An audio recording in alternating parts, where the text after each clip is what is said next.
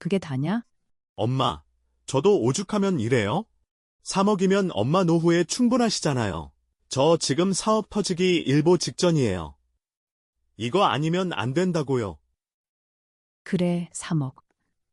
네가 가져간 그 3억이 내 마지막 노후 자금이라는 거 너도 알지? 알죠. 저 믿으세요. 대박 나면 어머니 벤츠 태워드리고 강남에 아파트 사드릴게요. 그때까지만 좀 각자 인생 살자고요. 각자 인생. 그래, 알았다. 가라. 그날 나는 내 손으로 3억을 건네고 자식놈의 뒷모습을 보았다. 그놈의 눈에 서린 건 나에 대한 걱정이 아니라 돈에 대한 탐욕이었다.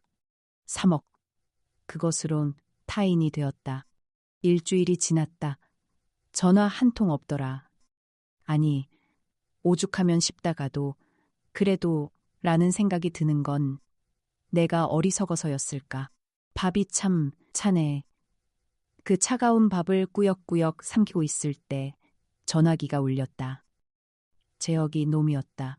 어머니, 내 전화를 어머니라고 부르는 그 녀석의 목소리는 이미 내가 알고 있는 그 녀석의 목소리가 아니었다. 죽을 것 같은 비참한 목소리.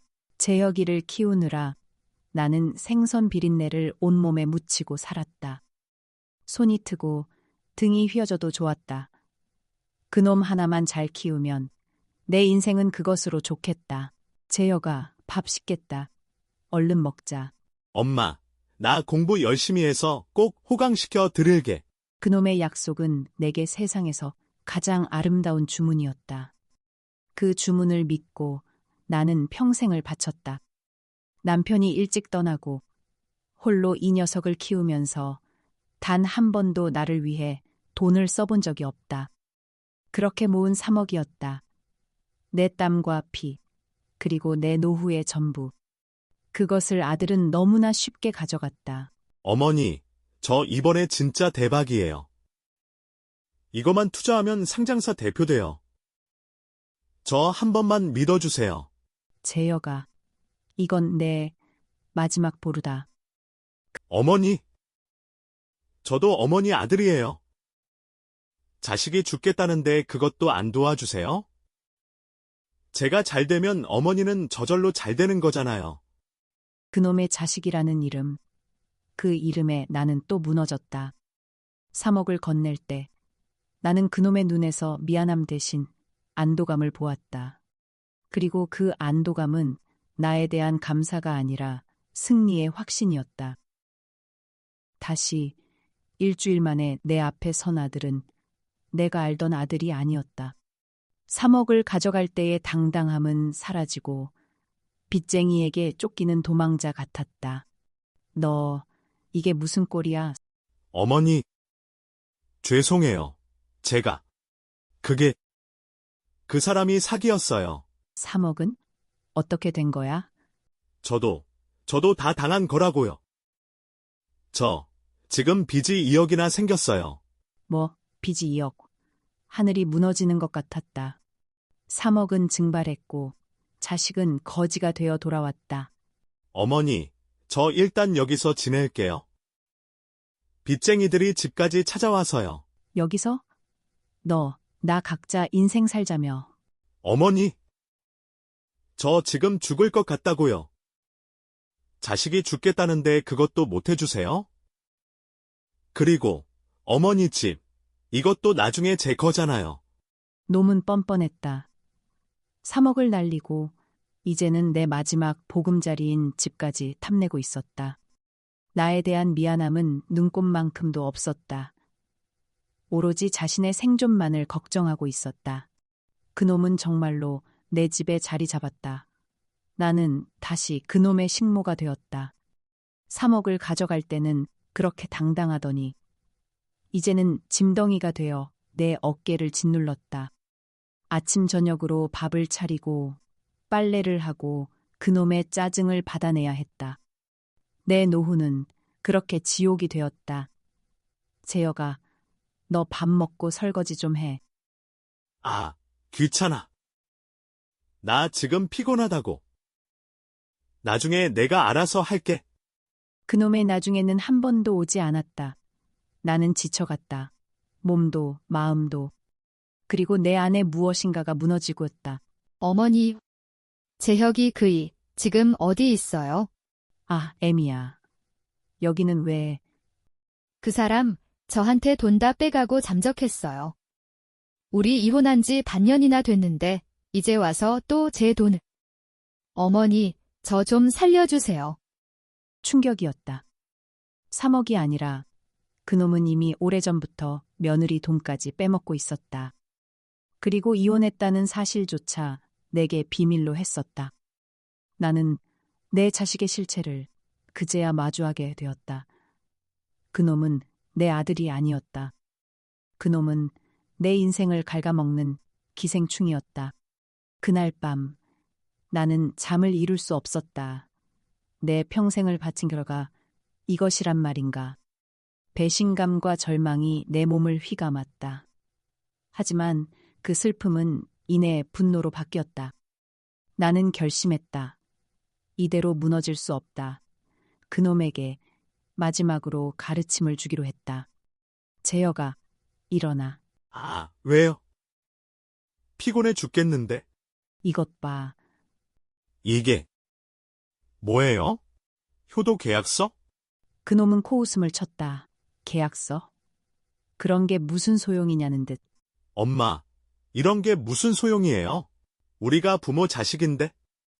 네가 나한테 3억을 가져갈 때 조건이 뭐였지? 업 잘 되면 엄마 호강시켜 드린다는 거였잖아요. 그리고 그리고 또 뭐 있었나? 그게 다가 아니야. 여기 내 사인이 있는 거 보여? 그놈은 내 말을 무시하고 계약서를 찢으려 했다. 하지만 나는 그놈의 손을 잡고 계약서를 더 가까이 보여줬다. 여기 조건부 계약이라고 써 있는 거 보여? 어머니가 사망할 때까지 부양할 것, 어머니의 의사에 반해 자산을 처분하지 않을 것, 이 약속을 어길 시 증여한 자산은 즉시 반환하며 즉시 집에서 퇴거할 것. 어머니, 이게 무슨 소리예요? 저 그때 그냥 사인만 하라고 해서 한 거잖아요.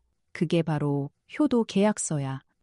네가 사인한 순간 너는 계약의 노예가 된 거야.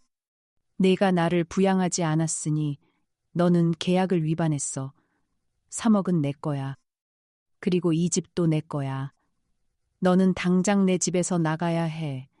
어머니, 지금 장난하세요? 우리가 부모 자식인데 어떻게 이런 계약을 해요? 전 변호사한테 물어볼 거예요. 물어봐. 변호사도 내 편일 거야. 너는 계약을 위반했어. 그리고 네가 며느리한테 한 짓, 그것도 다 증거로 가지고 있어. 너는 내 아들이 아니라 범죄자야. 그놈의 눈에 두려움이 서렸다. 나는 그놈의 두려움을 즐겼다. 그놈의 배신감은 내게 더 이상 슬픔이 아니었다. 재혁이는 며칠 동안 아무 말도 하지 않았다. 그는 나를 미워하고 무서워했다. 나는 그의 모습을 보며 내 자식이 이렇게까지 망가질 수 있다는 사실에 다시 한번 슬픔을 느꼈다. 하지만 나는 멈출 수 없었다. 나는 내 마지막 존엄을 지켜야 했다. 어머니, 제가 잘못했어요. 한 번만 기회를 주세요. 저 이번에 진짜 잘할게요. 그놈의 눈에 눈물이 서렸다. 하지만 그 눈물은 진심이 아니었다. 그는 무서워서 지옥으로 떨어질까봐 두려워서 우는 것이었다. 짐 싸. 어머니, 저 지금 어디 가라고요? 네가 살 곳은 내가 아니라 네가 스스로 찾아야 해. 너는 내 아들이 아니야. 너는 계약을 위반한 사람일 뿐이야. 어머니, 제발요. 저 지금 돈도 없단 말이에요. 그건 내 문제야. 내 문제 아니야. 나가. 나는 그놈의 애원에도 눈을 질끈 감았다. 나는 그놈에게 마지막 기회를 준 적이 있었다. 그는 그 기회를 날려버렸다. 이제는 그놈의 인생은 스스로 책임져야 했다. 일주일이 지났다. 재혁이는 나갔다. 집은 다시 평화로워졌다. 나는 그놈에게 3억을 돌려받지는 못했다. 나는 내 집을 지켜냈다. 그리고 무엇보다 나를 지켜냈다. 재혁아, 네가 이 계약서를 알았다면 내 인생은 달랐을까? 나는 효도 계약서를 찢었다. 계약서가 없어도 부모 자식의 인연은 끊어질 수 있다. 하지만 계약서가 있어도 부모 자식의 인연은 지켜질 수 없다. 나는 그놈에게 주고 싶었다. 부모 자식의 인연은 돈으로 살 수 있는 것이 아니라는 것을, 그리고 인생은 스스로 책임져야 한다는 것을. 나는 이제 나를 위해 살 것이다. 내 땀과 피로 모은 집, 내 땀과 피로 모은 노후, 그것을 나를 위해 쓸 것이다. 나는 더 이상 그놈의 식모가 아니다. 나는 내 인생의 주인이다. 오늘 햇살이 참 좋네. 이기철 씨, 내 눈을 똑바로 봐요. 지금 당신 앞 서 있는 이 여자가 누구로 보이나요? 평생 당신 뒤시중 들며 생선 비린내 속에 청춘을 던진 당신 아내인가요? 아니면 당신 도박 자금이나 대줘야 하는 마르지 않는 샘물인가요? 내 손등에 핏줄이 붉어진 게, 이건 단순히 늙어서서 그런 게 아니에요.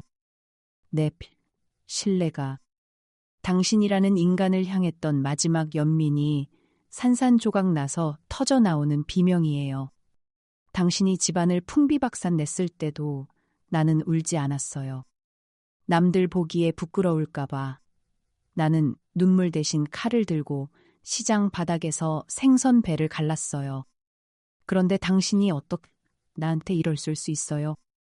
내가 치매니까 내 이름으로 된 이 집 명의를 당신한테 넘기라고요? 당신 입에서 나오는 그 말 한마디 한마디가 내 심장에 비수를 꽂네요. 그래요, 분해요. 억울해서 피눈물이 나요. 하지만 명심해요. 아내가 남편을 위해 목숨을 버릴 수도 있지만 그 남편이 짐승이 되었을 때는 그 짐승을 직접 심판하는 집행관도 될 수 있다는 걸요. 아유, 영자야. 제발 고집 좀 그만 피워. 내가 지금 내 욕심 차리자고 이러는 거야? 다 당신 노후 생각해서 당신 편하게 해주려고 그러는 거잖아. 요즘 세상이 얼마나 험한데 그 큰 집을 당신 명의로 둬? 관리도 못하면서. 당신 요즘 자꾸 깜빡깜빡하잖아. 어제도 가스불 켜놓고 시장 갔다면서? 그거 다 치매 초기 증상이라니까. 의사가 뭐라 그랬어. 안정이 제일 중요하다잖아. 남편이 아내 재산 뺏으려는 도둑놈으로 보여? 정말 섭섭하네. 영자야, 그냥 도장만 찍어. 나머지는 이 남편이 다 알아서 처리할게. 당신은 그냥 좋은 옷 입고 맛있는 거 먹으면서 편하게 여생 보내면 돼. 그게 당신 팔 잡히는 길이라니까. 자꾸 나쁜 쪽으로만 생각하지 마. 내가 남이야? 당신 평생 반려자 기철이잖아. 모든 불행의 씨앗은 당신, 그리고 당신의 그 지긋지긋한 손버릇으로부터 시작됐지. 밤마다 사업 구상하러 나간다던 당신의 뒷모습을 보며 나는 바보같이 기도했어요. 제발 이번엔 일이 잘 풀리게 해달라고. 하지만 당신이 향한 곳은 눅눅하고 지하 도박장이었어. 남들 다 잠든 시간에 혼자 숨죽여 장부의 숫자를 적어내려가던 그 초조한 손놀림. 그 손이 적어내려간 건 숫자가 아니라 우리 가족의 수명이었단다. 낡은 수첩에 빼곡히 적힌 이름들과 알 수 없는 암호들. 그 종이 쪼가리 하나에 우리 집 기둥뿌리가 뽑혀나가는 줄도 모르고 나는 새벽마다 정화술 떠놓고 빌었어. 당신이 몰래 주머니에 쑤셔 넣던 그 종이 한 장이 내 인생을 송두리째 앗아갈 도박 장부라는 걸 알았을 때 나는 처음으로 하늘이 무너진다는 게 어떤 건지 알았어. 어두운 거실 구석에서 나는 당신을 지켜봤어. 저 사람이 정말 내가 사랑했던 그 사람이 맞나 싶더라. 돈뭉치를 세는 그 탐욕스러운 눈빛. 미천이 떨어지면 제 머리칼을 쥐어뜯으며 짐승처럼 울부짖던 그 모습. 나는 그 옆에서 숨을 죽이고 떨리는 몸을 감췄어. 내 인생은 저 사람 때문에 망가졌구나. 하지만 나는 저 지옥에서 반드시 나가리라. 창밖에는 비가 그칠 줄 모르고 내렸고 내 마음속에도 그치지 않는 비린 눈물이 고였어. 당신이 도박장에 상납한 건 돈만이 아니었어. 우리의 미래, 그리고 내가 누려야 했던 평범한 중년의 삶까지 싹 다 털어넣었지. 나는 그날 이후로 잠을 자는 법을 잊었어. 오직 살아남아야 한다는 그 일념 하나가 내 영혼을 깎아먹으며 나를 버티게 했으니까 결국 당신은 스스로 무너졌지. 빚쟁이들이 문을 두드리고 집안 살림에 빨간 딱지가 붙던 날, 당신은 저렇게 미친 듯이 무언가를 적어 내려갔어. 아마 마지막 한 판의 복수를 꿈꿨겠지. 이미 다 타버린 제 위에서 다시 불꽃이 피기길 바라는 미친놈처럼 말이야. 절망에 빠져 머리를 쥐어뜯던 당신의 뒷모습이 지금 나를 압박하는 당신의 가식적인 웃음과 겹쳐 보여서 나는 소름이 끼친다. 당신은 예전에도 그랬지. 미안하다. 한 번만 살려달라. 하지만 당신의 손은 여전히 장부를 뒤지고 있었어. 그 저주받은 핏줄이 결국 당신을 괴물로 만든 거야. 당신은 인간이길 포기했어. 자기가 살겠다고 아내를 치매 환자로 몰아세우는 당신은 이미 내가 기철 씨가 아니야. 당신이 내민 그 서류. 증여 계약서라고 적힌 그 종이 뭉치를 쥐었을 때 내 손은 차갑게 식어갔다. 우리가 살고 있는 이 집. 아니, 내가 피땀 흘려 지켜낸 이 거실 한복판에서 나는 내가 이방인이 된 기분이었어. 영자야, 사인해. 당신 목소리는 눈빛은 뱀처럼 차가웠지. 이 집을 사기 위해 내가 시장 바닥에서 얼마나 많은 생선 대가리를 쳤는지 당신은 알까? 겨울바람에 갈라진 내 손등의 흉터가 무엇을 말하는지 당신은 관심도 없었겠지. 슬픔이 지나간 자리엔 서늘한 결의가 차올랐다. 그래, 당신이 나를 치매 환자로 만들고 싶다면 기꺼이 그렇게 되어주마. 하지만 기억해라. 사냥감이 사냥꾼으로 변하는 건 찰나의 순간이라는 것을. 이 종이 뭉치는 내 수의가 아니라 당신을 묶을 밧줄이 될 것이다. 아, 진짜. 이영자. 왜 자꾸 사람 말을 안 들어? 내가 지금 나 잘 살자고 이래? 주변 사람들이 나보고 뭐라 그러는 줄 알아? 마누라 정신 더 나가기 전에 확실히 해두래잖아. 나중에 당신 더 나빠져서 요양원이라도 들어가면 이 집 국가에서 다 가져가. 남편이 집 좀 관리하겠다는데 그게 그렇게 아까워? 내가 남이냐고. 자꾸 이러면 나도 어쩔 수 없어. 나도 내 인생이 있고 내 살 길이 있는데 언제까지 당신 고집 다 받아줘야 해? 좋게 말할 때 도장 내놔. 나 더 화나게 하지 말고.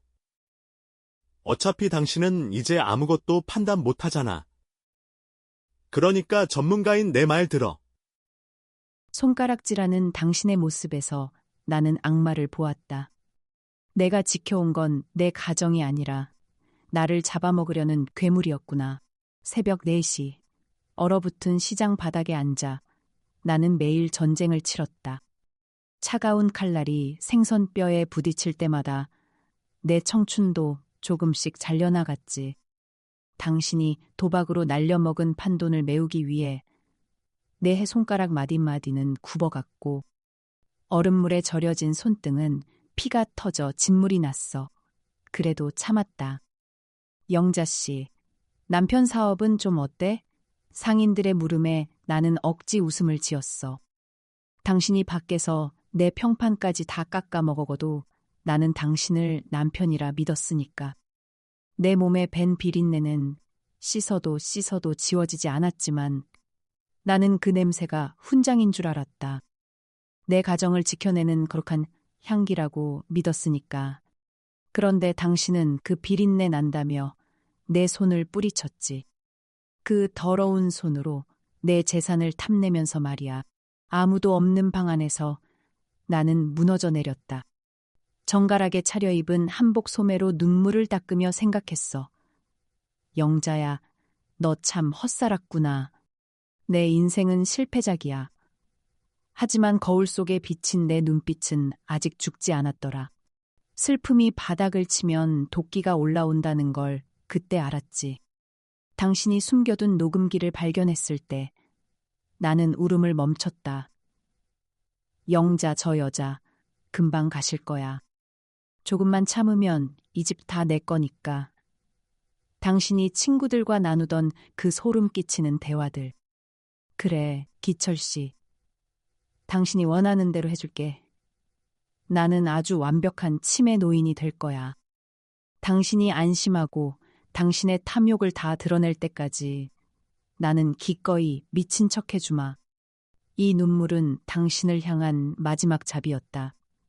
이제 내게 남은 건 차가운 심판뿐이야. 나는 구석에 쪼그리고 앉아 당신이 버린 쓰레기통과 서류함을 졌다. 그리고 발견했지. 나를 강제로 입원시키려 했던 요양원 서류와 내 도장을 훔쳐 만든 가짜 계약서들. 작은 녹음기 버튼을 누르는 순간 내 손은 떨리지 않았어. 오히려 차분해졌지. 기록해야 했다.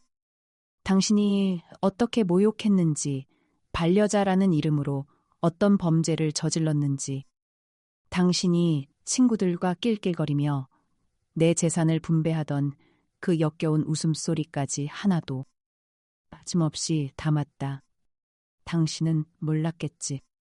당신이 믿었던 이 여자가 사실은 당신의 목줄을 쥘 증거들을 차곡차곡 모으고 있었다는 걸. 이제 이 작은 기계는 당신의 사형 선고문이 될 거야. 나는 어두운 방에 홀로 앉아 당신의 목소리를 다시 들었다. 녹음기 너머로 들려오는 당신의 가식적인 목소리. 나를 아끼는 척, 나를 걱정하는 척하며 내뱉던 그 모든 거짓말들. 나는 이제 더 이상 아프지 않아. 오히려 명확해졌지. 당신은 치료해야 할 환자가 아니라 제거해야 할 독이었어. 나는 그 녹음기를 가슴에 품고 밤을 지새웠다. 30년을 함께 산 정? 그딴 건 이제 없어. 당신이 먼저 그 정을 도박판에 던져버렸잖아.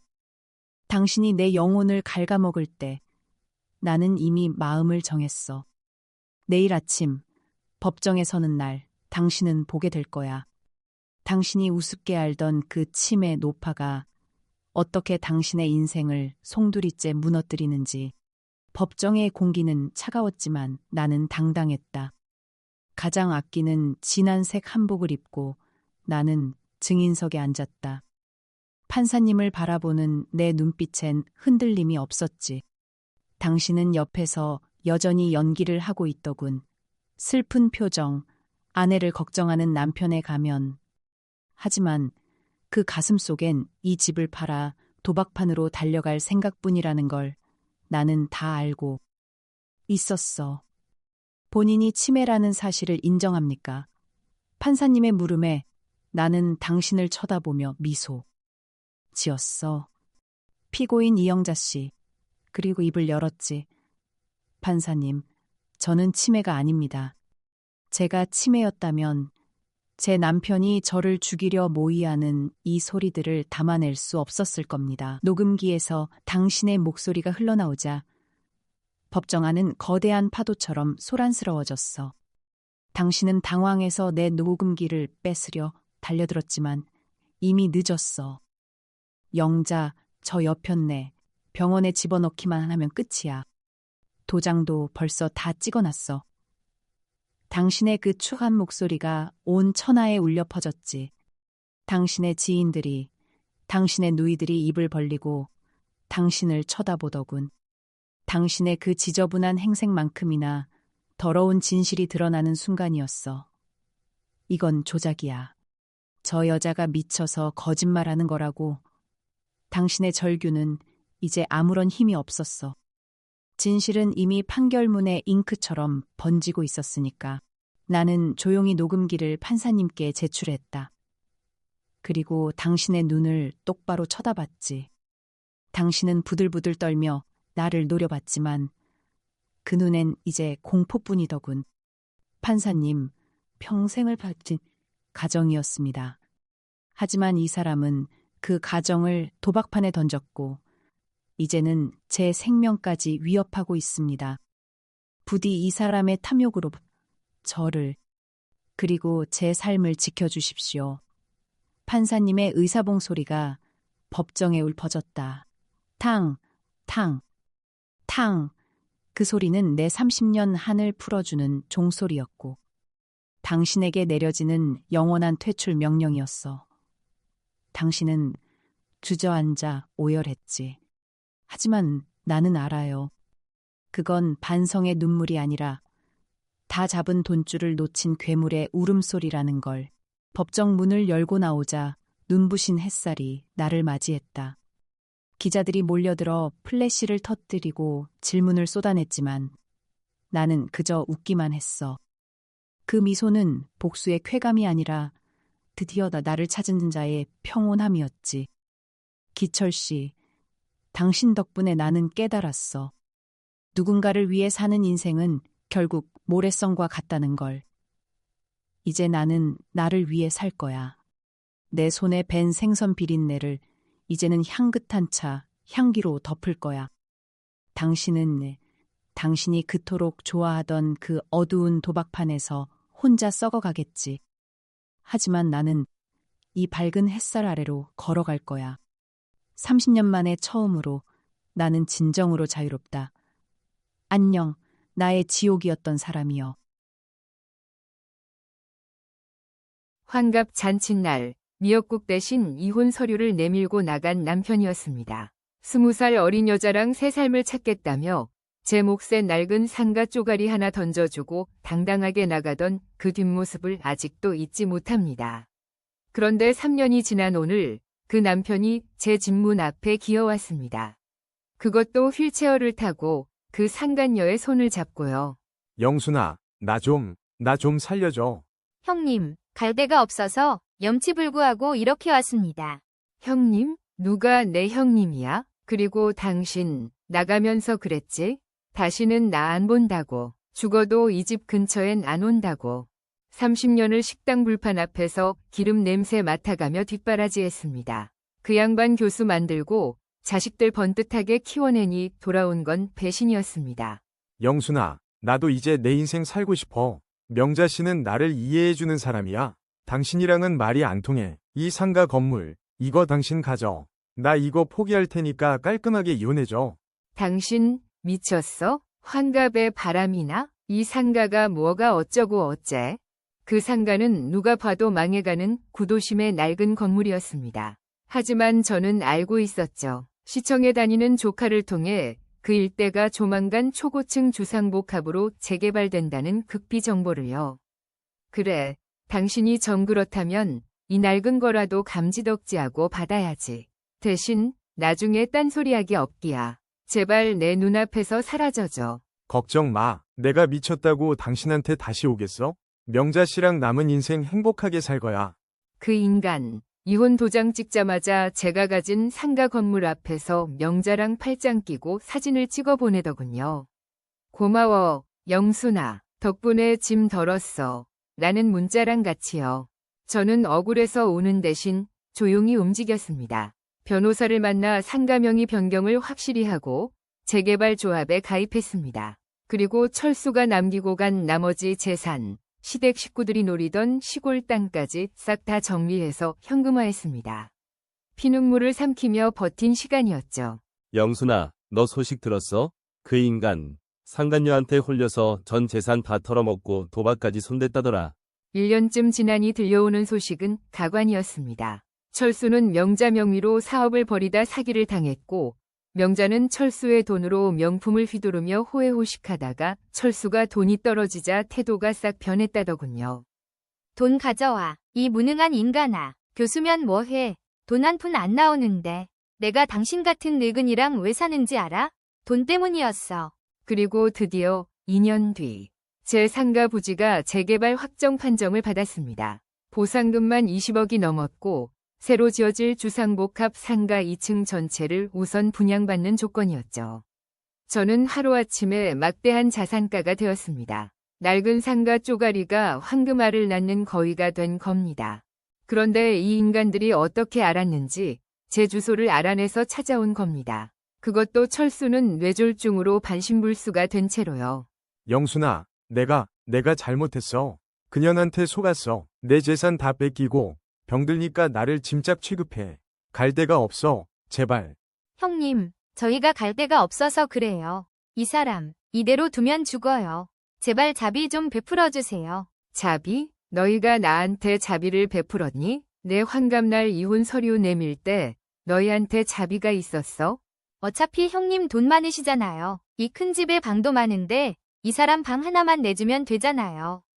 그래도 왕년에 남편이었는데 너무하신 거 아니에요? 이 와중에 적반하장으로 나오는 명자를 보니 속에서 천불이 났습니다. 그냥 내쫓을까? 경찰을 부를까? 하지만 그건 너무 쉬운 복수였죠. 저는 더 처절한 카타르시스를 원했습니다. 그래, 좋아. 들여보내줄게. 정말? 영순아, 고마워. 정말 고마워. 역시 형님 대인배시네요. 단, 조건이 있어. 공짜는 없어. 여기 당신들은 이 집에 가정부와 정원사로 고용되는 거야. 월급은 최저시급. 철수 당신은 몸이 불편하니 앉아서 할 수 있는 마늘 까기, 파 다듬기, 그리고 마당 쓸기. 명자 넌 빨래, 청소, 요리, 화장실 청소까지 싹 다. 그리고 무엇보다 우리 부모님 제사상 네가 차려. 뭐라고요? 제가 왜 그쪽 부모님 제사상을 차려요? 그리고 제가 왜 가정부를 해요? 싫으면 나가. 당장 나가서 길바닥에서 죽든 말든 상관 안 할 테니까. 당신도 선택해. 이대로 나가서 이 여자랑 같이 굶어 죽을지 아니면 여기서 밥이라도 얻어먹으면서 머슴 살지. 결국 그들은 도장을 찍었습니다. 갈 곳 없는 그들에게 이 집은 지옥이면서 동시에 유일한 피난처였으니까요. 어허, 전이 왜 이렇게 타? 다시 붙여. 그리고 나물은 간을 제대로 해야지. 우리 엄마가 생전에 짠 거 싫어하셨어. 똑바로 안 해? 네, 형님, 아니, 사모님. 20살 어린 여자랑 새 삶을 찾겠다던 남편은 제 집 마당쇠가 되었고 그 남편을 뺏어갔던 상간녀는 제 집 식모가 되어 제 부모님 제사상을 차리게 되었습니다. 이보다 더 완벽한 인과응보가 있을까요? 가끔 창밖으로 그 두 사람을 봅니다. 서로를 원망하며 싸우다가도 제가 나가면 싹싹 비는 그 초라한 모습들을요. 복수는 칼로 하는 게 아닙니다. 시간과 증거, 그리고 무엇보다 저 자신이 행복해지는 것으로 완성하는 거죠. 저는 이제 제 남은 인생을 온전히 저를 위해 살 겁니다. 제 집 마당을 쓰는 저 머슴들을 보면서 말이죠. 시청자 여러분, 배신감에 잠 못 이루고 계신가요? 울지 마세요. 갈고 닦으세요. 기회는 반드시 오고 정의는 당신의 편입니다. 어머니, 제발 고집 좀 부리지 마세요. 이게 다 어머니 노후를 위해서라니까요. 귀를 찢는 듯한 날카로운 고성이 은행 상담실의 정적을 깨뜨렸습니다. 제 팔목을 움켜쥔 며느리 지수의 손에 힘이 들어갔습니다. 평소 제 손톱 밑에 가시라도 박힐까 노심초사하며 약을 발라주던 그 고운 손이 지금은 마치 먹잇감을 놓치지 않으려는 맹수의 발톱처럼 제 살점을 파고들었습니다.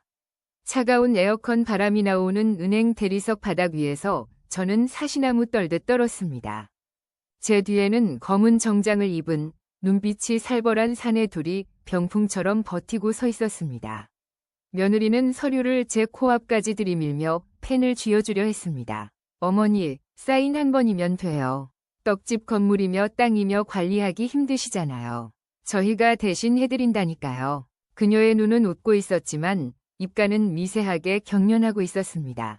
평생을 김포시장 바닥에서 떡을 쳐서 일군 제 전부가 이 종이 한 장에 실려 허공으로 날아가기 직전이었습니다. 저는 숨이 막혀 아무 말도 할 수 없었습니다. 심장 박동 소리가 귓가에 천둥처럼 울려 퍼졌습니다. 이게 정말 내가 알던 그 착한 며느리가 맞단 말입니까? 눈앞이 캄캄해지며 정신을 잃을 것 같던 그때였습니다. 창고 너머에서 서류를 정리하던 젊은 여직원, 지은 씨가 제 쪽으로 몸을 바짝 붙였습니다. 그녀는 남자들의 시선을 피해 아주 천천히, 그리고 은밀하게 제 손바닥 밑으로 작은 종이 조각 하나를 밀어 넣었습니다. 손바닥에 닿는 종이의 거친 촉감이 전율처럼 온몸으로 퍼졌습니다. 저는 며느리의 눈치를 보며 슬쩍 쪽지를 확인했습니다. 삐뚤삐뚤하게, 하지만 눌러 쓴 힘이 느껴지는 짧은 문장 하나가 적혀 있었습니다. 할머니, 지금 당장 도망쳐요. 저 사람들 다 가짜예요. 사인하면 할머니 죽어요. 그 짧은 글귀를 보는 순간 제 뇌리를 스치는 수많은 의화감들이 하나로 연결되었습니다. 어제 마신 녹용의 쓴맛, 갑자기 바뀐 아들의 태도, 그리고 지금 제 팔을 부러뜨릴 듯 잡고 있는 이 여자의 정체. 저는 결심했습니다. 여기서 죽을 순 없다고. 30년 떡집 할매의 깡이 마지막으로 꿈틀거렸습니다. 제 이름은 김정순입니다. 김포의 한낡은 전통시장에서 정순네 떡집을 운영하며 30해를 보냈습니다. 남편을 일찍 여의고 홀로 두 남매를 키우기 위해 제가 할 수 있는 건 오직 정직하게 떡을 만드는 일뿐이었습니다.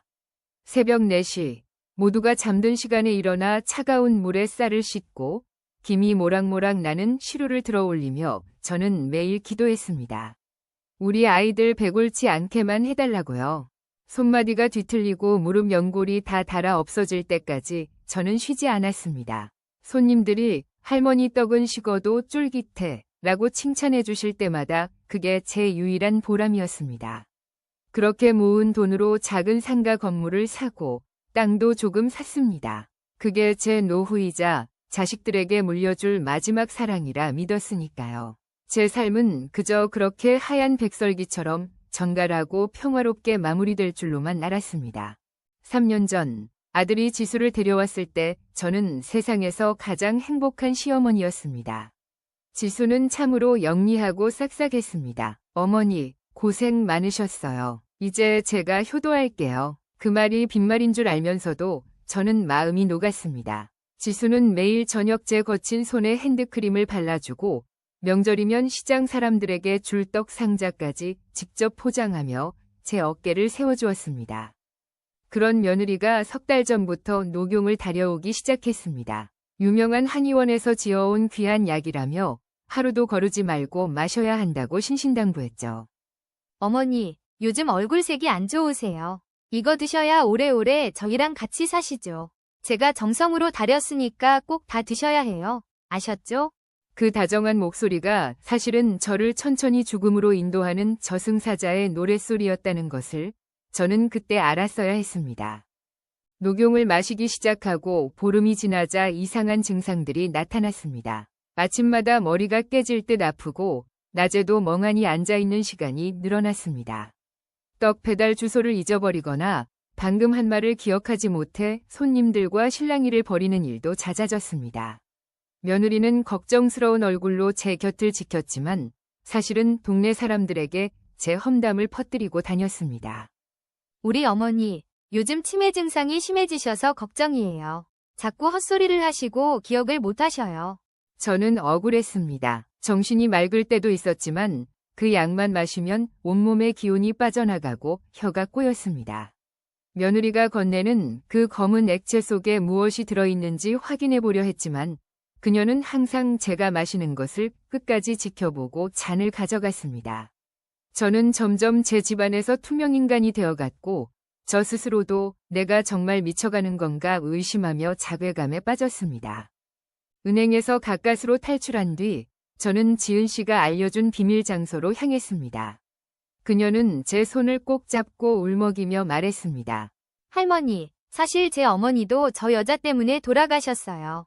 5년 전이었죠. 저희 어머니도 할머니처럼 시장에서 장사를 하셨는데 저 여자가 며느리로 들어오고 나서 2달 만에 치매 합병증으로 돌아가셨다고 처리됐어요. 나중에 알고 보니 보험금이 수억 원이나 나왔더라고요. 그녀가 보여준 자료는 가히 충격적이었습니다. 지수는 이미 2번이 결혼 경력이 있었고 그때마다 시부모나 남편이 의문의 죽음을 맞이했습니다. 그리고 그녀의 뒤에는 보스라 불리는 남자가 이끄는 거대 보험 사기 조직이 있었습니다. 그들은 돈을 위해 노인들의 생명을 쇼핑하듯 사들이고 있었습니다. 며느리는 재계 수면제와 신경안정제를 섞은 녹용을 먹여 치매로 위장한 뒤 15억의 재산을 가로채고 제 사망보험금 8억까지 노리고 있었던 겁니다. 분노로 온몸이 떨렸습니다. 저는 곧장 집으로 달려가 아들에게 이 사실을 알렸습니다. 하지만 아들의 반응은 제 심장에 비수를 꽂았습니다. 어머니, 제발 좀 그만하세요. 지수가 어머니 때문에 얼마나 고생하는데 이런 말도 안 되는 소설을 쓰세요? 경찰서에서 연락 왔어요. 어머니가 은행에서 행패 부렸다고요? 정말 치매병원에라도 모셔야 정신 차리실 거예요? 아들은 이미 며느리의 치밀한 세뇌에 넘어가 있었습니다. 지수가 미리 아들의 핸드폰에 제가 횡설수설하는 모습을 편집해서 보여주고 제가 하지도 않은 일들을 꾸며내어 보고했던 겁니다. 세상에 하나뿐인 핏줄마저 저를 미친 사람 취급하는 현실 앞에서 저는 무너져 내렸습니다. 아무도 믿어주지 않는 방 안에서 저는 홀로 울었습니다. 하지만 그 눈물은 이내 도끼로 변했습니다. 그래, 너희가 나를 미치광이로 만들었지? 그럼 진짜 미친 노인이 어떻게 반격하는지 보여주마. 다음 날, 저는 지은 씨의 도움을 받아 강민호 형사를 만났습니다. 강 형사는 오랫동안 이 조직을 추적해왔지만 물증이 없어 고심하던 중이었습니다. 그는 제게 말했습니다. 할머니, 위험할 수도 있습니다. 하지만 할머니께서 직접 증거를 잡아주신다면 저희가 일망타진할 수 있습니다. 저는 망설이지 않았습니다. 어차피 이대로 있으면 죽은 목숨이나 다름없었으니까요. 경찰서 로비에서 저는 다시 며느리 지수를 마주쳤습니다.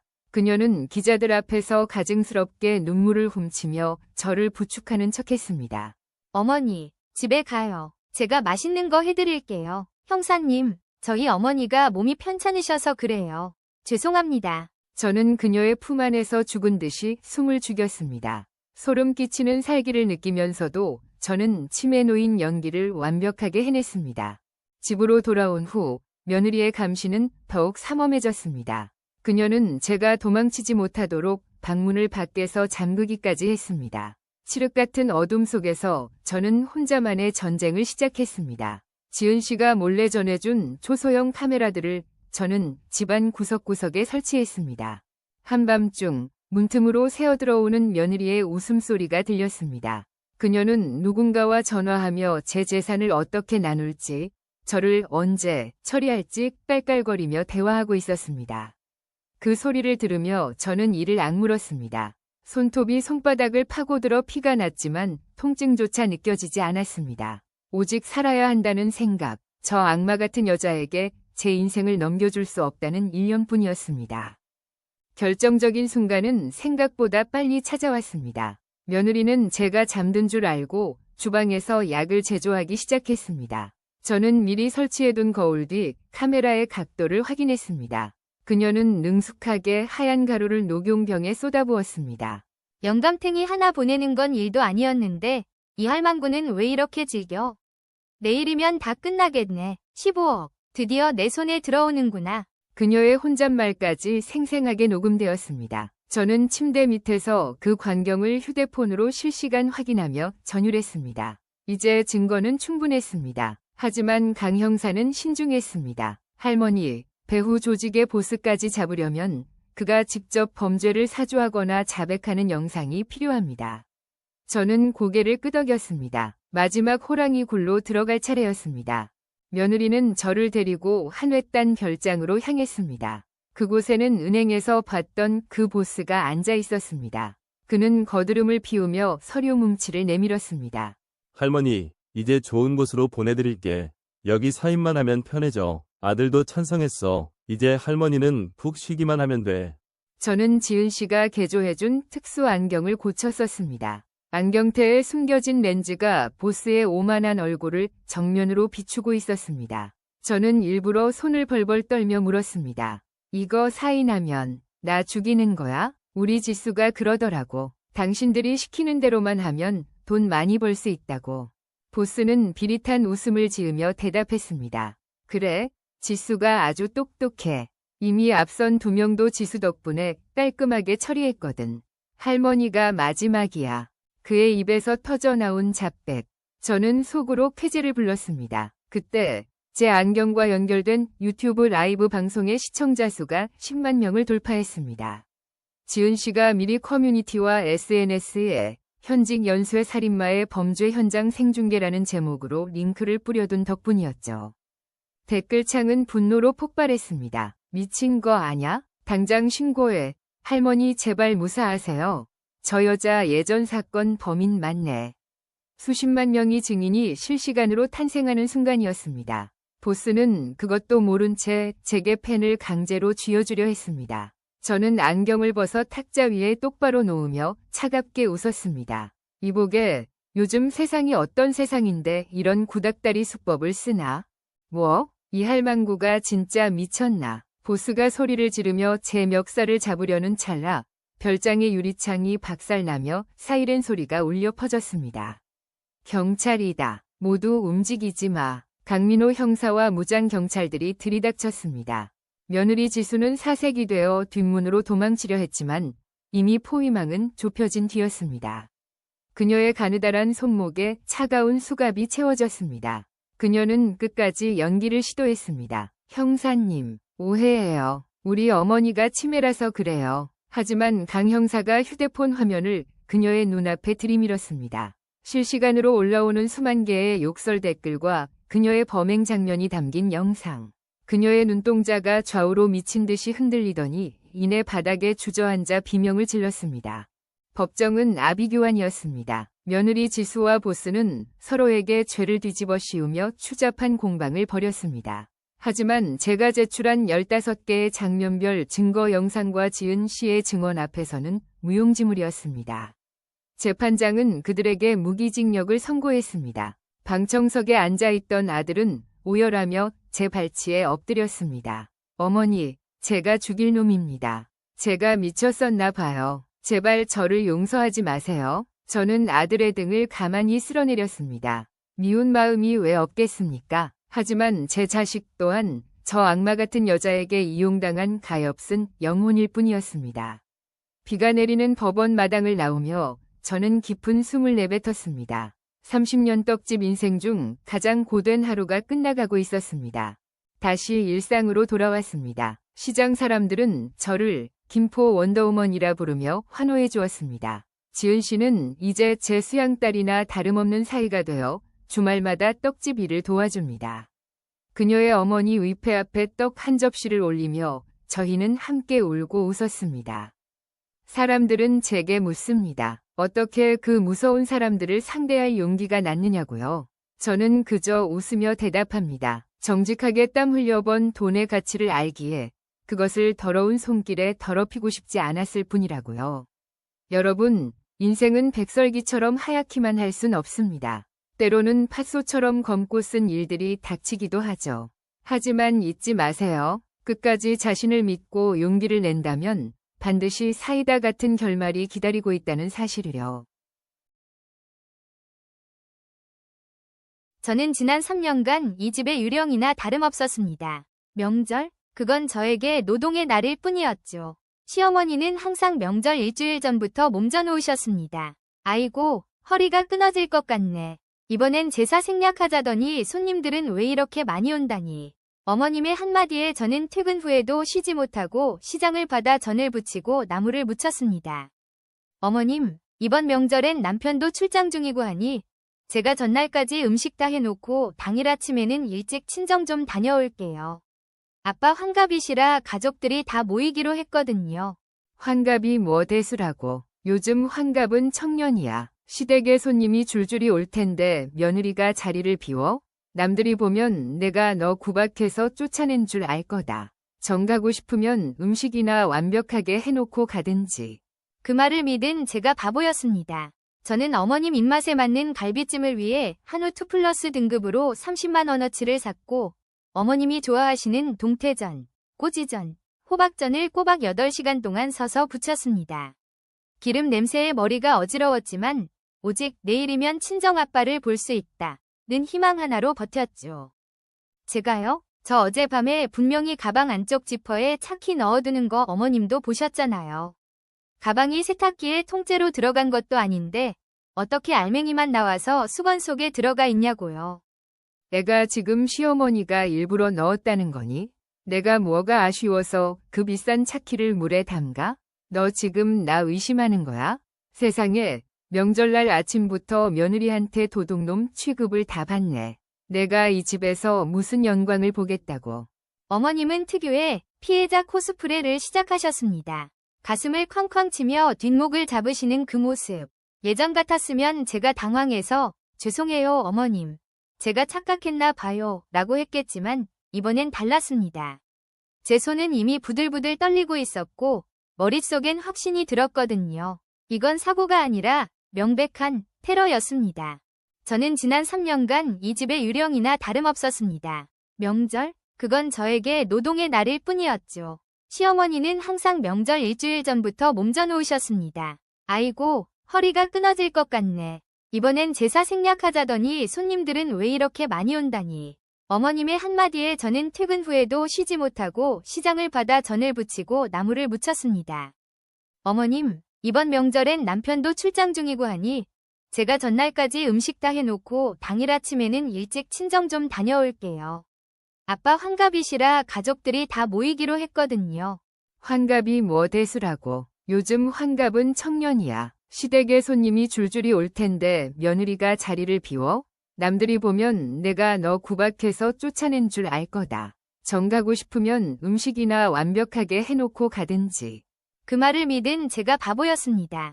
저는 어머님 입맛에 맞는 갈비찜을 위해 한우 2플러스 등급으로 30만 원어치를 샀고 어머님이 좋아하시는 동태전, 꼬지전, 호박전을 꼬박 8시간 동안 서서 부쳤습니다. 기름 냄새에 머리가 어지러웠지만 오직 내일이면 친정아빠를 볼 수 있다는 희망 하나로 버텼죠. 하지만 어머님의 눈빛은 음식을 완성해 갈수록 서늘해졌습니다. 제가 짐을 싸서 현관 앞에 두자 어머님은 주방 구석에서 팔짱을 끼고 저를 노려보셨죠. 그 눈빛은 마치 네가 감히 내 허락 없이 이 집을 나가? 라고 묻는 것 같았습니다. 요즘 애들은 참 영악해. 제 실속만 차릴 줄 알지. 어른 공경할 줄을 몰라. 시집을 왔으면 이 집 귀신이 될 생각을 해야지. 틈만 나면 친정 갈 궁리나 하고. 내 팔자가 참 기구하다. 기구해. 어머님, 저 들으라고 하시는 말씀이세요? 저 할 도리 다 했잖아요. 냉장고에 국이랑 반찬 다 넣어뒀고 설거지도 끝냈어요. 누가 뭐래니? 그냥 내 신세 한탄 좀 했다. 가서 잠이나 자라. 밤 1시경이었을까요? 화장실에 가려고 잠시 깼을 때 거실에서 미세한 부스럭 소리가 들렸습니다. 저는 어머님이 물을 드시러 나오신 줄 알았죠. 어머님, 아직 안 주무셨어요? 라고 물으려다 괜히 대화가 길어질까봐 다시 누웠습니다. 그런데 그때 들린 소리, 제 가방 지퍼가 열리는 지익 소리였습니다. 설마 했죠. 에이, 설마 시어머니가 며느리 가방을 뒤지겠어? 하지만 그 설마가 제 뒤통수를 후려갈 낄 줄은 몰랐습니다. 어머님은 제 가방에서 차키를 꺼내 수건 더미 속에 깊숙이 쑤셔 넣으셨던 겁니다. 어머님, 제 차키 못 보셨어요? 아까 현관 가방 위에 뒀는데 없어졌어요. 내가 내 물건을 왜 봐? 아까 네가 들락날락하면서 어디 떨어뜨린 거 아니니? 아니면 아침부터 정신 빼놓고 어디 딴 데 뒀겠지. 젊은 애가 벌써부터 건망증이 심해서 어떡하니? 쯧쯧. 심장이 미친 듯이 뛰기 시작했습니다. 친정아빠는 이미 터미널로 마중 나오겠다고 기분 좋게 전화를 하신 상태였거든요. 지영아, 운전 조심해서 와라. 아빠가 너 좋아하는 회 떠놓고 기다릴게. 그 목소리가 귓가에 맴도는데 차키는 흔적도 없었습니다.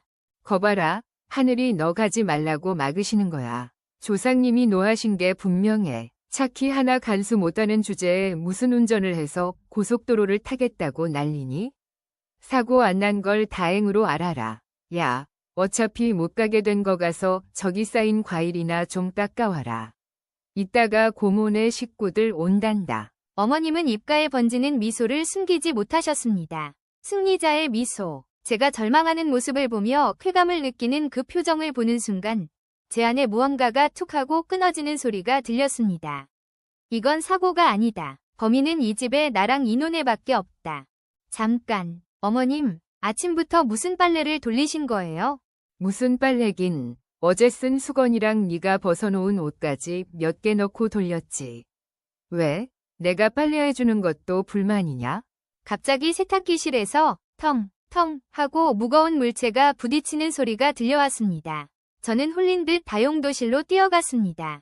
그리고 보았습니다. 세탁기 유리창 너머로 처참하게 내동댕이 쳐지고 있는 제 스마트키를요. 세탁기를 강제로 정지시키고 문을 열었습니다. 쏟아져 나오는 뜨거운 물과 함께 제 스마트키가 바닥으로 툭 떨어졌습니다. 가죽 케이스는 물에 불어 너덜너덜해졌고 버튼 사이로는 거품이 새어나오고 있었죠. 어머님, 이거 어머님이 넣으셨죠? 수건 속에 숨겨서 넣으셨죠? 제가 가방 지퍼 열리는 소리 다 들었어요. 인연이 어디서 생사람을 잡아. 내가 그걸 왜 넣어? 네가 어제 술 처먹고 넣었는지 내가 어떻게 아니? 술이라니요. 어제 전 부치느라 기름 냄새에 취해 물 한 잔 제대로 못 마신 저에게 어머님은 막말을 퍼부었습니다. 하지만 어머님이 모르시는 게 하나 있었습니다. 저희 집 거실 구석, 화분 뒤에는 작은 팩캠이 설치되어 있습니다. 얼마 전 입양한 강아지가 자꾸 전선을 씹어서 감시용으로 설치한 건데 어머님은 그걸 단순한 장식품인 줄 아셨나 봅니다. 어머님, 저기 화분 뒤에 카메라 보이세요? 저거 장식 아니에요. 24시간 녹화되는 홈캠이에요. 뭐? 저게 뭔데? 지금 제 핸드폰으로 영상 확인해 볼게요. 어머님이 어제 새벽 2시 14분에 제 가방 뒤지시는 거, 그리고 차키 꺼내서 빨래 바구니 수건 속에 쏙 집어넣으시는 거. 와, 아주 고화질로 잘 찍혔네요. 어머님 연기 대상감이세요. 내놔, 이년아. 어디서 시어머니를 감시해? 이거 당장 안 지워? 손대지 마세요. 이미 클라우드에 자동 업로드됐고 방금 남편한테도 전송했어요. 엄마, 진짜 엄마가 그랬어? 지영이 차키를 왜 세탁기에 넣어? 엄마가 사람이야? 지영이가 명절 내내 고생한 것 뻔히 알면서 어떻게 그래? 아니, 아들아, 그게 아니고 내가 그냥 이번 명절만 같이 있으려고 실수로. 실수요? 세탁기 고온 모드로 맞추고 돌린 것도 실수예요? 어머님, 저 지금 경찰에 재물손괴로 신고할 거예요. 그리고 친정 아빠한테도 다 말했어요. 아빠 지금 여기로 오고 계십니다. 저는 지체 없이 방으로 들어가 제 짐을 챙겼습니다. 그리고 부엌으로 가서 제가 어제 하루 종일 만든 갈비찜과 전들이 담긴 통을 전부 가방에 넣었습니다. 너 지금 뭐 하는 거야? 음식은 두고 가야지. 손님들 오면 뭘 대접하라고. 이거 다 제 돈으로 장보고 제가 만든 거예요. 어머님은 손 하나 안 까딱하셨잖아요. 손님 오면 어머님이 직접 하시든지 배달시키세요. 아, 그리고 이 차키. 수입차라 통째로 갈아야 해요. 수리비랑 렌트비까지 청구서 보내드릴 테니까 꼭 입금하세요. 안 하시면 바로 소송 들어갑니다. 현관문을 열고 나오는데 뒤에서 어머님이 악을 쓰며 주저앉는 소리가 들렸습니다. 하지만 제 마음은 그 어느 때보다 가벼웠습니다. 집 앞에 도착한 택시에 몸을 싣고 친정으로 향했습니다. 텅 빈 냉장고를 마주할 시어머니와 고모들을 생각하니 웃음이 나더군요. 기사님, 고속버스 터미널로 최대한 빨리 가주세요. 아빠 보러 가야 해서요. 여러분, 가족이라는 단어가 모든 무례함을 정당화해주지는 않습니다. 특히 선을 넘는 시어머니의 집착은 사랑이 아니라 폭력입니다. 제가 이번에 단호하게 대처하지 않았다면 저는 평생 세탁기 속에 갇힌 차키처럼 어머님의 소나귀에서 뱅뱅 돌며 살았을 겁니다. 자신의 가치는 스스로 지키는 것입니다. 시어머니는 지금도 남편을 통해 울며 불며 빌고 있지만 저는 이번 기회에 확실히 절연하려고 합니다. 여러분도 부당한 상황에선 참지 마세요. 여러분의 인생은 여러분의 것이니까요. 야, 이지한, 너 지금 제정신이야? 이게 사람이 먹으라고 끓인 거니? 아니면 내 고향집 앞마당 소가 먹으라고 끓인 거니? 대답 안 해? 찰나의 순간이었습니다. 김이 모락모락 나던 뜨거운 미역국 사발이 공중을 가로질러 지안의 발등 위로 정통으로 쏟아졌습니다.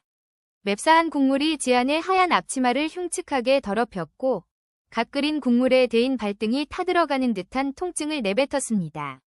하지만 지아는 비명조차 지르지 않았습니다. 아니, 지를 수 없었습니다. 그저 바닥에 칠칠치 못하게 널브러진 고기 조각들과 미역 줄기들을 차갑게 응시할 뿐이었죠. 어머, 얘 좀 봐. 사람을 그렇게 무서운 눈으로 쳐다보면 어쩔 건데? 억울해? 억울하면 제대로 끓였어야지. 소금 한 가마니를 때려 부었는지 짜서 혀가 마비될 지경이다. 이년아.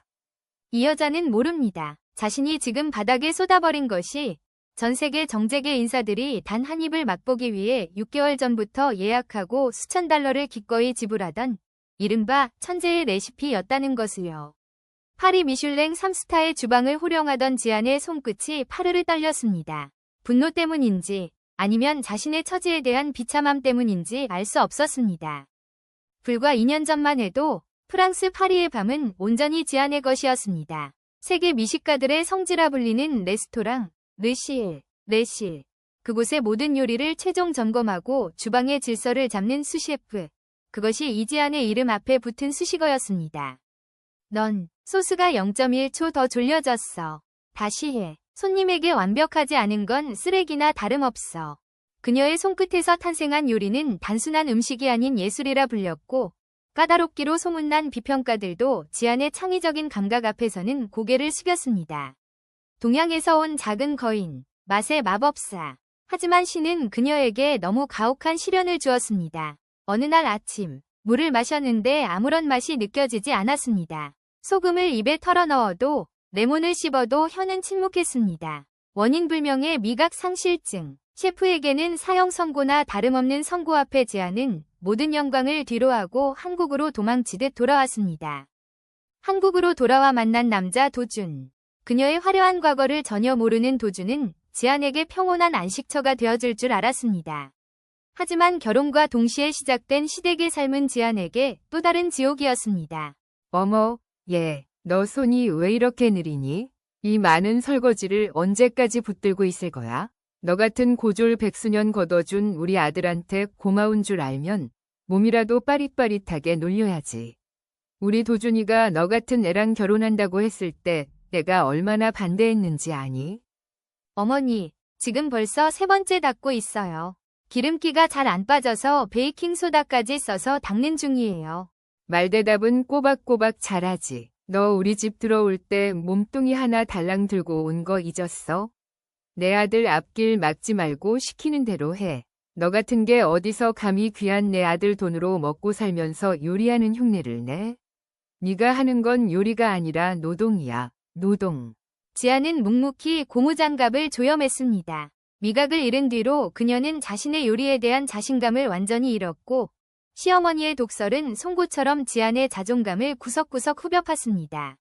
시어머니 눈에 지안은 그저 배경 없는 집안일이나 해주는 공짜 파출부, 그 이상도 이하도 아니었습니다.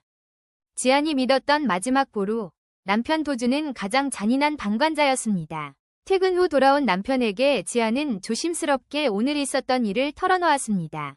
도준 씨, 어머니가 오늘 또 나한테 소 사료라고 국을 쏟으셨어.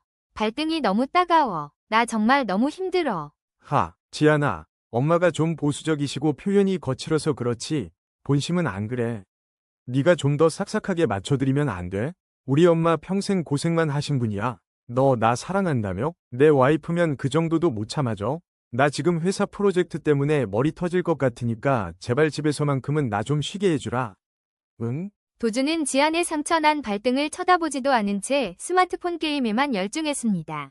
그는 지안의 아픔을 공감하기보다 어머니의 비위를 맞추는 게 훨씬 편한 비겁한 아들이었습니다. 사랑이라는 이름으로 포장된 도준의 폭력은 지안을 서서히 죽여가고 있었습니다. 이게 뭐야? 웬 구닥다리 은숟가락이야? 낡아 빠져가지고. 어휴, 이런 걸 왜 보물단지처럼 모셔두는 거야? 버려. 어머니, 안 돼요. 그건 제 스승님이 주신 거란 말이에요. 건드리지 마세요. 스승은 무슨 얼어 죽을. 너 프랑스에서 식당 알바할 때 손님이 남긴 거 훔쳐온 거 아냐? 이런 잡동사니 집구석에 두면 재수 없어. 우리 집안 망하게 할 작정이야? 파리 요리 학교 시절 지안이 수석 졸업을 하며 전설적인 셰프 폴 로랑으로부터 물려받았던 테이스팅 스푼. 그것은 지안의 유일한 정체성이자 언젠가 다시 맛을 찾겠다는 희망의 상징이었습니다. 시어머니는 그것을 음식물 쓰레기 봉투에 가차없이 던져버렸습니다. 그 순간 지안의 마음속에서 무언가 툭 하고 끊어지는 소리가 났습니다. 지안의 눈빛이 전례 없이 차갑게 가라앉았습니다.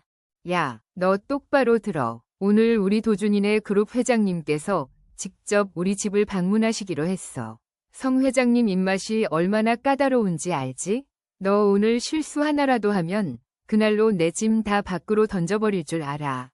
내 말 알아들었어? 성공의 회장님요? 그분이 왜 여길 오시는데요? 우리 도준이가 이번에 실적을 잘 내서 회장님 눈에 들었거든. 이게 다 누구 덕인데. 너는 부엌대기답게 요리나 완벽하게 해놔. 내가 시장 가서 최고급 한우랑 전복 사왔으니까 돈 아깝지 않게 하라고. 알았어? 성공의 회장. 지안은 그 이름을 너무나 잘 알고 있었습니다. 파리까지 전용기를 타고 나라와 지안의 요리를 먹기 위해 3개월을 대기했던 노신사. 지안은 심장이 요동쳤지만 겉으로는 담담한 표정을 유지했습니다. 드디어 복수의 무대가 마련되었다는 것을 직감했습니다. 주방은 전쟁터였습니다. 지안은 미각을 잃었지만 15년 동안 하루도 쉬지 않고 칼을 잡았던 몸의 감각을 일깨웠습니다. 양파를 다지는 일정한 칼질 소리, 소스를 조리는 불의 온도. 지안의 움직임은 전율이 돋을 만큼 정교했습니다.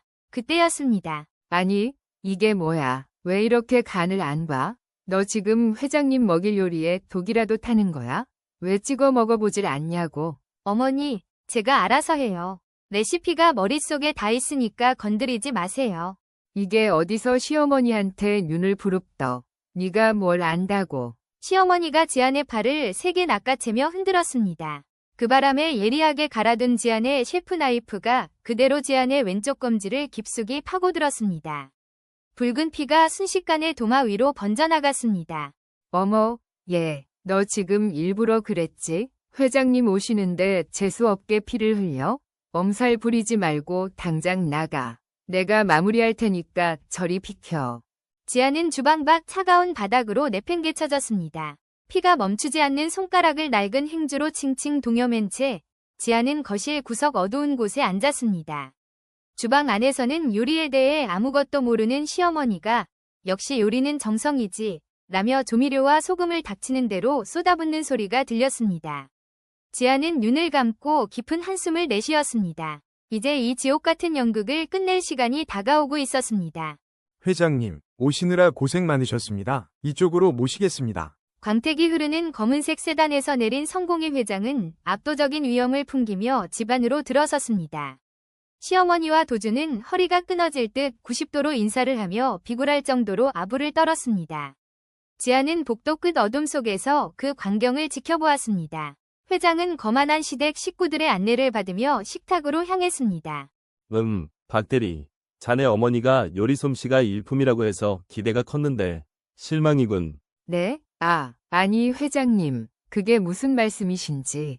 제가 최고급 재료만 엄선해서 정성껏. 숟가락을 탁 내려놓으며 정성? 이건 정성이 아니라 무례함이야. 이 소스는 짜기만 하고 고기는 너무 익어서 타이어처럼 질기군. 이런 수준 낮은 음식을 나에게 대접한다는 건 나를 무시하는 건가? 아니면 박대리 자네의 안목이 이 정도밖에 안 되는 건가?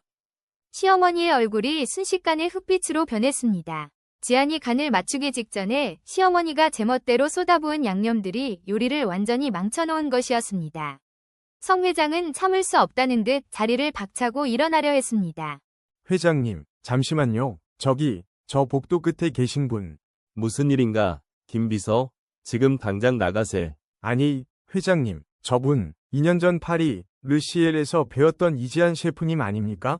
제가 분명히 기억합니다. 그 독보적인 분위기를요. 성 회장의 고개가 번개처럼 지안을 향했습니다. 지안은 피 묻은 헝겊을 감은 손을 숨기지 않은 채 천천히 불빛 아래로 걸어 나왔습니다. 도준과 시어머니는 영문을 몰라 눈만 껌벅이며 그들을 번갈아 보았습니다. 이지안 셰프. 오, 맙소사. 아니, 셰프님이 왜 이런 초라한 곳에? 그 손은 또 대체 왜 이렇습니까? 다음 순간 거실에 있던 모든 이의 시간이 멈췄습니다. 대한민국 정재계를 주무르는 성공의 회장이 초라한 앞치마 차림의 지안 앞에서 바닥에 무릎을 꿇은 것이었습니다. 내가 큰 결례를 범했습니다. 세계 최고의 예술가를 몰라뵙고 이런 형편없는 식탁에 앉아 있었다니. 셰프님, 대체 누가 셰프님의 고귀한 손을 이렇게 만든 겁니까? 말해보십시오. 세계 최고의 뭐요? 회장님, 정신 차리세요. 얘는 그냥 우리 집에서 밥이나 해주는 고졸 백수년. 입 닥치지 못해. 당신이 지금 누구에게 입을 놀리는지 아는 거요? 이분은 프랑스 대통령도 예약을 못해서 안달복달하는 전 세계가 보물처럼 아끼는 이지한 셰프란 말이오.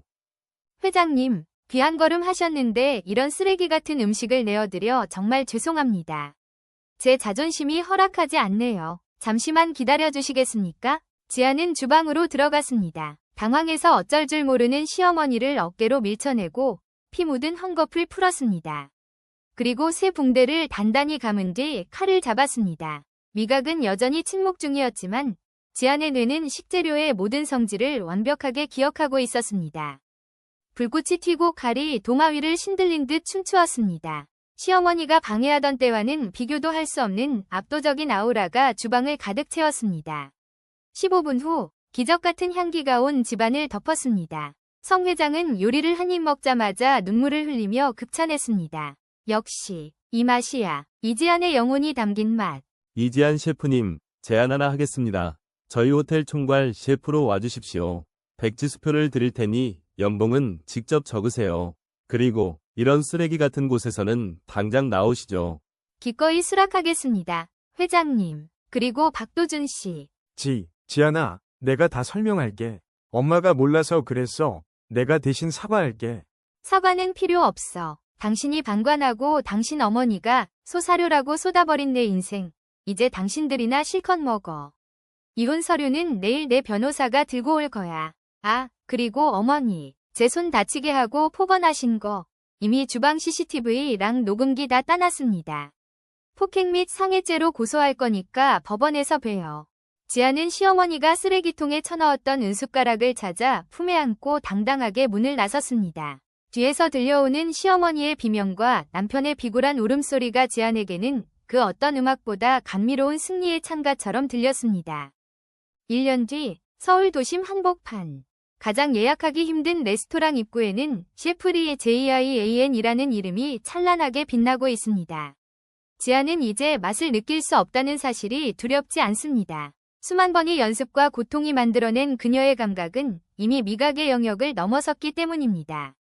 지아는 이제 누군가의 부속품이 아닌 오직 자신을 위해 요리합니다.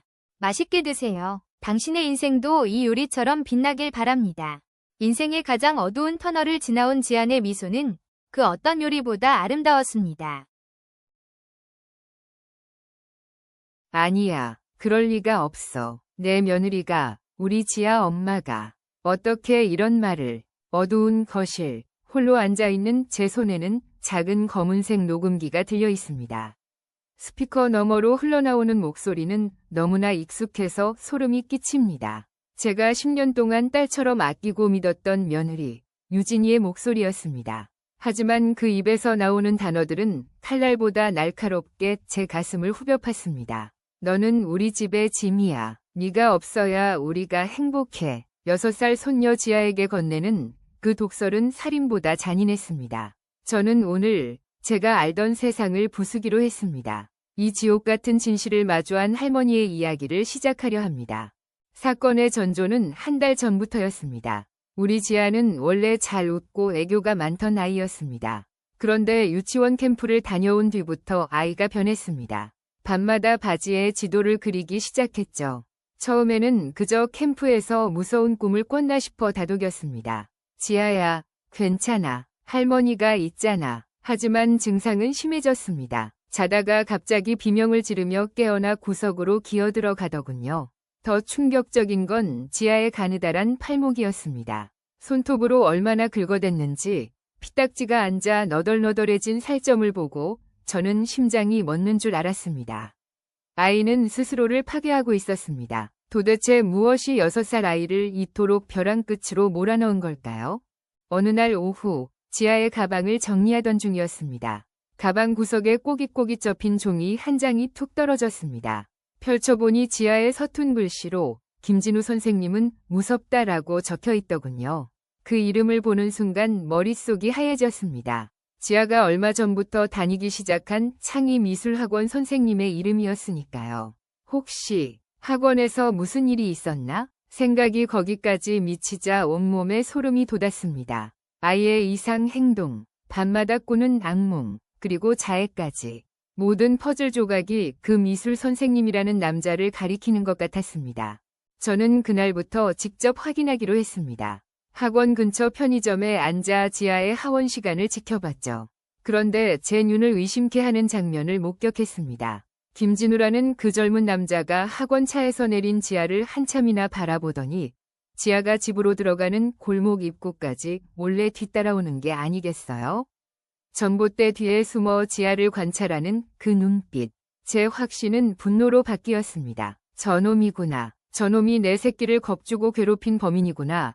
당장이라도 달려가 그놈의 멱살을 잡고 싶었지만 저는 이성을 찾으려 입술을 깨물었습니다. 심증만으로는 부족했습니다. 그놈을 확실히 매장할 수 있는 물증이 필요했습니다. 지아야, 이 인형 예쁘지? 할머니가 가방에 달아줄게. 이건 지아를 지켜주는 수호천사야. 알았지? 저는 지아의 가방에 달린 테디베어 인형 솜을 뜯어내고 그 안에 손가락 마디만 한 초소형 녹음기를 집어넣었습니다. 오늘만 기다려라. 내 놈이 지아에게 무슨 짓을 하는지 내 귀로 직접 듣고 법대로 처리해주마. 지아를 유치원 버스에 태워보내며 저는 전사처럼 다짐했습니다. 그날 하루는 1분이 1년 같았습니다. 반찬 가게 일을 하면서도 손이 떨려 칼질을 제대로 할 수 없었죠. 제 머릿속엔 온통 그 미술 선생님이 지아를 위협하는 끔찍한 상상들로 가득 찼습니다. 밤 11시, 지아와 며느리가 잠든 것을 확인하고 저는 거실로 기어 나왔습니다. 지아의 가방에서 인형을 꺼내 녹음기를 추출했습니다. 이어폰을 끼고 재생 버튼을 눌렀습니다. 치익하는 소음 끝에 드디어 소리가 들리기 시작했습니다. 첫 번째로 들려온 건 뜻밖에도 제가 범인이라 확신했던 김 선생님의 목소리였습니다. 그런데 그 목소리는 제가 예상했던 거칠고 위협적인 톤이 아니었습니다. 오히려 너무나 애처롭고 부드러운 걱정이 가득 담긴 목소리였습니다. 지아야, 잠깐만 선생님 좀 볼까? 오늘 그린 말이야. 왜 집을 온통 검은색으로 칠했어? 그리고 지아는 왜 집 밖에 아주 작게 그려져 있어? 훌쩍이며 몰라요. 선생님, 저 무서워요. 엄마가 또 지아한테 무서운 말 했니? 지아야, 선생님 봐봐. 엄마가 하는 말은 다 거짓말이야. 지아는 아주 소중하고 착한 아이야. 지아 잘못이 아니야. 알았지? 아니에요. 엄마가 나 때문에 할머니가 허리 아픈 거래요. 내가 없어야 아빠가 사업도 잘 되고 다들 행복하대요. 저는 짐이래요. 녹음기 너머로 들리는 지아의 울음소리에 제 가슴은 도려나가는 것 같았습니다. 선생님은 범인이 아니었습니다. 그는 지아의 그림 속에서 학대의 신호를 발견하고 아이를 구원하려 애쓰던 유일한 어른이었습니다. 충격은 거기서 끝이 아니었습니다. 선생님과의 대화가 끝나고 지아가 집에 돌아온 후의 상황이 녹음되어 있었습니다. 현관문 도어락 소리가 들리고 평소 제가 알던 그 우아하고 상냥한 며느리 유진이의 목소리가 들렸습니다. 하지만 그 목소리는 제가 알던 사람이 아니었습니다. 차갑고 비정한, 마치 악마의 속삭임 같았습니다. 김지아, 너 오늘 선생님한테 무슨 말 했어? 선생님이 너한테 뭐 물어보디? 똑바로 말해. 아무 말도 안 했어요. 엄마. 거짓말하지 마. 너 내가 경고했지? 네가 밖에서 이상한 소리 하고 다니면 할머니 반찬 가게 망한다고. 그럼 할머니 길거리에 나 앉아 죽는 거야. 너 때문에. 알겠어? 넌 정말 우리 집의 불행의 씨앗이야. 엄마가 너를 사랑해서 이만큼 참아주는 거지. 다른 엄마였으면 너 벌써 버렸어. 저는 녹음기를 붙잡고 바닥으로 고꾸라졌습니다. 며느리는 제가 보는 앞에서는 지아에게 세상 둘도 없는 자애로운 엄마였습니다. 지아야, 우리 공주님 하며 껴안던 그 손길이 사실은 아이의 목을 조르는 올감이었다니. 며느리는 지아에게 가족의 모든 불행을 덮어씌우며 아이를 정서적으로 살해하고 있었습니다. 지아가 밤마다 바지에 지도를 그린 건 캠프 때문이 아니었습니다. 지옥 같은 엄마와 한 공간에 있어야 하는 그 공포가 아이의 방광을 마비시킨 것이었습니다. 저는 제 뺨을 미친 듯이 때렸습니다. 이 멍청한 할망구야. 네가 며느리 칭찬할 때 내 손녀는 죽어가고 있었어. 다음 날 아침, 저는 가장 먼저 미술학원으로 달려갔습니다. 저를 보고 당황하는 김 선생님 앞에 저는 무릎을 꿇었습니다. 선생님, 제가 죽을 죄를 지었습니다. 선생님을 오해했어요. 선생님은 저를 일으켜 세우며 지하의 스케치북을 보여주었습니다. 거기엔 검은색 크레파스로 짓뭉개진 집과 피를 흘리며 울고 있는 작은 아이가 그려져 있었습니다. 선생님은 이미 아동보호 전문기관에 신고할 준비를 하고 있었습니다. 우리는 함께 힘을 합쳐 며느리의 실체를 증명할 추가 증거들을 수집하기 시작했습니다. 선생님은 지아가 엄마와 주고받은 문자 메시지도 확보해 두었더군요. 며느리는 지아의 키즈폰으로 매일같이 지독한 가스라이팅 문자를 보냈습니다. 너 때문에 오늘 아빠가 화났어. 지아야, 제발 말 좀 들어. 엄마 죽는 꼴 보고 싶니? 그것은 교육이 아니라 정교하게 설계된 고문이었습니다. 6살 아이가 감당할 수 없는 죄책감의 무게를 며느리는 즐기고 있었던 겁니다. 저는 그 문자들을 하나하나 캡처하며 결심했습니다. 이 여자를 내 집에서 그리고 내 아들과 손녀의 삶에서 영원히 도려내겠다고. 폭풍전야 같은 정적이 흐르는 저녁이었습니다. 저는 퇴근한 아들과 며느리를 거실로 불렀습니다. 며느리는 평소처럼 백화점에서 사온 과일을 깎으며 콧노래를 부르더군요. 어머니, 오늘 기분 좋은 일 있으세요? 웬일로 다 모이라고 하시고 물결표. 그 가증스러운 미소를 보며 저는 말없이 식탁 위에 녹음기를 내려놓았습니다. 아들은 영문을 모르겠다는 듯 저와 아내를 번갈아 봤습니다. 저는 아들의 눈을 똑바로 쳐다보며 말했습니다. 아들아, 네가 어떤 여자랑 살고 있었는지 똑똑히 들어라. 어머, 어머니 이게 뭐예요? 아유, 옛날 녹음기네요? 닥치고 들어. 넌 우리 집의 짐이야. 불행의 씨앗이야. 거실에 며느리의 그 소름 돋는 목소리가 울려 퍼지는 순간 며느리의 얼굴에서 핏기가 싹 가셨습니다. 아들은 경악하며 아내를 쳐다봤고 며느리는 과일칼을 떨어뜨렸습니다. 이건 오해예요, 어머니. 애 교육을 위해서 조금 엄하게 말한 것뿐이라고요. 며느리의 변명에 저는 참아왔던 분노를 폭발시켰습니다. 저는 자리에서 일어나 며느리의 뺨을 사정없이 내리쳤습니다. 자식 영혼을 갉아먹는 게 교육이야? 네가 인간이야? 네가 그러고도 엄마야. 아들은 그날로 지아를 데리고 본가로 들어왔습니다. 며느리는 끝까지 자기가 피해자인 양 울고불고 난리를 쳤지만 제가 제출한 녹음기와 문자 메시지 증거 앞에 무릎을 꿇을 수밖에 없었습니다. 아동학대 혐의로 조사받게 된 그녀에게는 즉각적인 접근 금지 명령이 떨어졌습니다. 지아는 처음에 엄마가 없다는 사실에 불안해했지만 제가 매일 밤 아이를 꼭 껴안고 속삭여 주었습니다. 지아야, 내 잘못이 아니야. 넌 세상에서 가장 빛나는 별이야. 한 달이 지나자 지아는 더 이상 바지에 지도를 그리지 않게 되었습니다. 오늘 지아가 미술학원에서 새 그림을 그려왔습니다. 스케치북 가득 눈부신 햇살이 내리쬐고 커다란 꽃밭 중앙에 세 사람이 손을 잡고 서 있습니다. 저와 김 선생님, 그리고 환하게 웃고 있는 지아였습니다. 엄마의 자리는 비어 있었지만 지아의 얼굴에는 그 어느 때보다 건강한 혈색이 돌았습니다. 여러분, 아이의 침묵은 평화가 아니라 비명일 수 있습니다.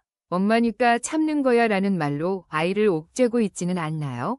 아이는 부모의 감정 쓰레기통이 아닙니다. 지아의 웃음을 되찾아준 건 그 작은 녹음기가 아니라 아이의 신호를 놓치지 않으려 했던 작은 관심이었습니다.